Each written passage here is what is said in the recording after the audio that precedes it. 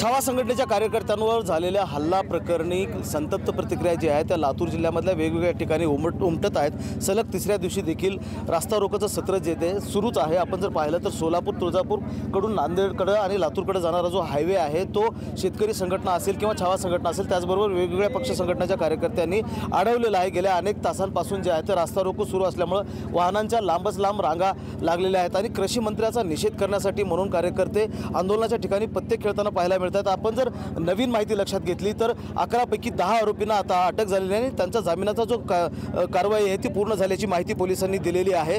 सूरज चव्हाण जो आहे तो मध्यरात्री लातूरच्या विवेकानंद पोलिसांना शरण आला आणि त्याची जामीन जो आहे तो देण्यात आलेला आहे अशा प्रकारची पोलिसांनी माहिती दिलेली आहे। त्याला नोटीस देऊन पुन्हा पोलीस स्टेशनमध्ये हजर होण्यासाठी सुद्धा सांगण्यात आलेलं आहे आवश्यकता पडल्यास। काही कार्यकर्ते आपल्यासोबत त्यांच्याकडनं जाणून घेणार आहोत। मला सांगा, हा रास्ता रोको तुम्ही करताय, आता नवीन माहिती मिळते आहे की सूरज चव्हाण आणि इतर आरोपींना अटक झालेली आहे। मोकाट सुटलेला कृषी मंत्री कोकाटे याच्या राजीनाम्यासाठी विजयकुमार घाडगे पाटलांनी राष्ट्रवादी काँग्रेस पार्टीच्या प्रदेशाध्यक्षाला विनंती केली आणि निवेदन दिले की कोकाटेचा राजीनामा घ्या।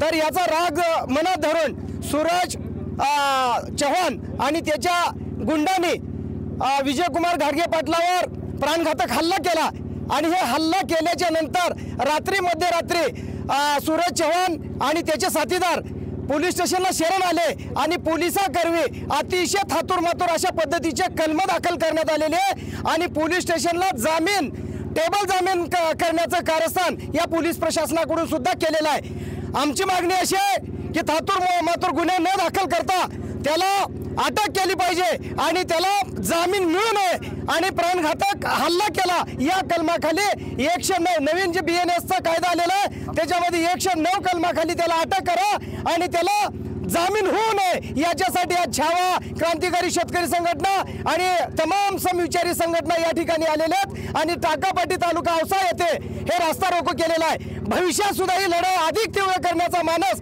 या सगळ्या शिलेदारांनी केलेला आहे। येणाऱ्या काळामध्ये महाराष्ट्र सरकार हे गुंडाराज सरकार आहे, कारण या ठिकाणी संतोष देशमुख असेल, प्रवीणदादा गायकवाड असतील किंवा विजयकुमार घाडगे पाटील असेल अशा बिनीच्या कार्यकर्त्यावर प्राणघातक हल्ला करणे आणि येणाऱ्या काळामध्ये ही चळवळी उद्ध्वस्त करायचं कटकारस्थान या सरकारच्या सत्ताधारी सरकारकडून होतंय। सत्तेतून पैसा आणि पैशातून सत्तेचा माग। आपण जर पाहिलं तर टाका या ठिकाणी तुळजापूरकडून नांदेडकडे आणि लातूरकडे जाणारा जो हायवे आहे तो पूर्णपणे बंद करण्यात आलेला आहे। रास्ता रोको जो आहे तो सुरू आहे। मोठ्या संख्येने कार्यकर्ते जे आहेत आजूबाजूच्या गावांमधून देखील कार्यकर्ते आणि नागरिक जे आहेत या ठिकाणी जमलेले आहेत। महेंद्र जोंधळे, TV9 मराठी, लातूर।